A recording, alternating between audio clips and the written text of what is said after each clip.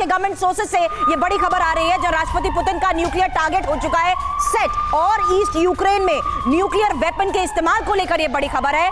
खेरसों nuclear war का epicentre हो सकता है और फ्रांस के सरकारी सूत्रों ने भी पुतिन के उस ऑर्डर का हवाला देते हुए कहा है खेरसों से लोगों को अब बाहर जाने की इजाजत है।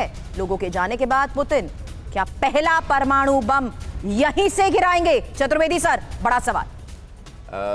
सुरभि, ये बहुत महत्वपूर्ण मुद्दा है, लेकिन मेरा फर्म कन्विक्शन है एज ए मिलिट्री मैन कि इस युद्ध में न्यूक्लियर वेपन्स नहीं यूज होंगे, क्योंकि न्यूक्लियर वेपन्स ऐसे वेपन्स हैं जो डिफेंस के लिए यूज होंगे। लेकिन अगर खेरसों में वो करते हैं तो ये रशियंस को भी उसका नुकसान उठाना पड़ेगा। और जब आप हिरोशिमा नागासाकी की बात करते हैं, लड़ाई कहाँ हो रही थी और कहाँ पे?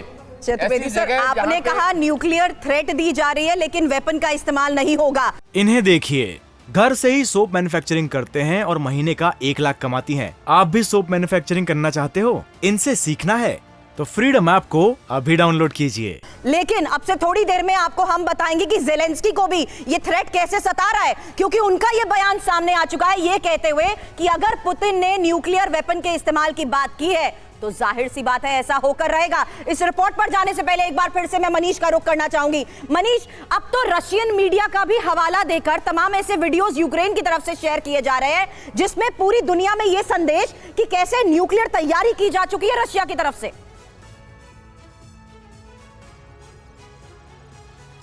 देखिए सुरभि, अगर आप अभी वर्ल्ड ऑर्डर को देखें तो प्रेसिडेंट पुतिन एकमात्र ऐसे नेता हैं जो सत्ता पर बहुत लंबे समय से हैं। जेलेंस्की हो, बाइडेन हो, कोई कुछ महीने पहले आए हैं तो कोई 1-2 साल पहले आए हैं।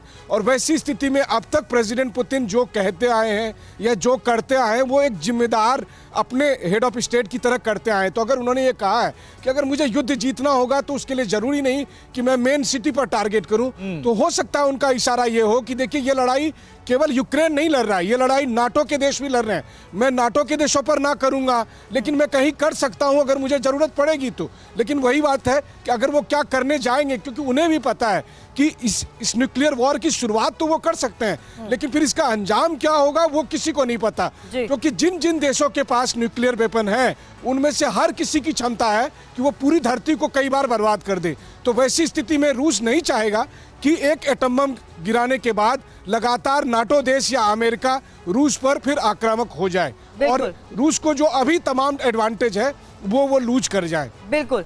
इन्हें देखिए, घर से ही सोप मैन्युफैक्चरिंग करते हैं और महीने का 1 लाख कमाती हैं। आप भी सोप मैन्युफैक्चरिंग करना चाहते हो? इनसे सीखना है तो फ्रीडम ऐप को अभी डाउनलोड कीजिए।